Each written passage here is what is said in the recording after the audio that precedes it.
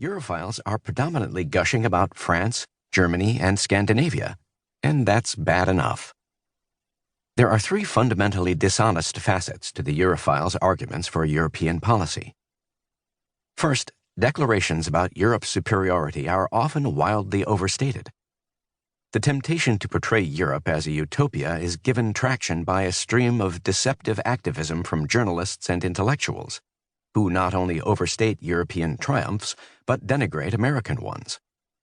Europhilic arguments for adopting European norms and policies are most often predicated on the idea that our own country is in steep economic and moral decline, even though by every quantifiable measure, Americans are living healthier, wealthier, and freer lives today than they were 40 or 20 years ago, and easily outpacing Europe on nearly all fronts. Not that you'd know that from the mainstream reporting on Europe. In a recent New York Times piece headlined, "How Europeans See America," readers learn that European governments prioritize citizen welfare, offering national assurances like universal health care and affordable education. Americans have grown accustomed to the exorbitant costs of basic human services, the absence of parental leave protection, and the unregulated presence of chemicals in food, things that would cause riots in Europe. This oft-repeated mythology, from the notion that greedy Americans allow chemicals to kill off their countrymen, to the idea that they pay exorbitant costs for basic human services, to the lie that we live with subpar medical care, is debunked when the data is analyzed with honesty. Though we must concede that the Times is right about riots. Europeans riot over nearly everything. Second, while Europeans are quite good at numerous ventures that are highly valued by American elites, ensuring free health care for everyone or limiting inequality, Europhiles refuse to acknowledge the trade-offs that accompany these successes. They either ignore or dismiss the tremendous economic downsides that European societies take on when implementing social welfare programs. They either ignore or dismiss the numerous core freedoms, both individual and communal, that are lost when living under the bureaucratic thumb of a monolithic enterprise like the European Union. They either ignore or dismiss the negative externalities that accompany mass immigration without assimilation, one-size-fits-all energy policy, or socialized medicine. This book will explore those trade-offs and many other instances in which we often don't hear the full story. Finally, Europhiles refuse to acknowledge that many of the European continent's most notable genuine successes are achieved by embracing what we can now call American ideas.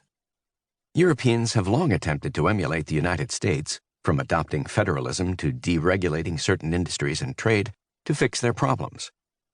Most good ideas head from west to east, not the other way around. Disdain for Europeans has been something of an American right. The very creation of the United States, after all, was a rejection of Europe. Nearly every American is acquainted with the inspirational lines from Emma Lazarus's grandiose "The New Colossus." They should be. "Give me your tired, your poor," is a beautiful rhetorical affirmation of our promise to immigrants who, like my own parents, came to the United States to escape, variously, the strictures, ethnic violence, monarchism, religious oppression, wars, feudalism, ancient hatreds, fascism, class-driven injustices, communism, or economic immobility of the Old World. Written by Lazarus in 1883 to help raise funds for the pedestal below the Statue of Liberty, a sculpture of Libertas, the Roman goddess of liberty, gifted to America by the French in 1886, the poem was finally cast onto a bronze plaque and mounted in 1903. Almost invariably, those quoting the New Colossus skip the line that immediately precedes it, which instructs those who enter, "Keep, ancient lands, your storied pomp," cries she with silent lips. In other words, the United States wants you, but please leave the stifling customs and ideas of your old home at the door. From the beginning, the egalitarian American citizen carried with him a deep-seated and well-founded skepticism about European dogmas and norms. This aversion was entrenched deeper in the national consciousness with every subsequent generation that fled the inequalities, indignities, and indigence of the European continent. The Monroe Doctrine, the principle laid out by President James Monroe to Congress in December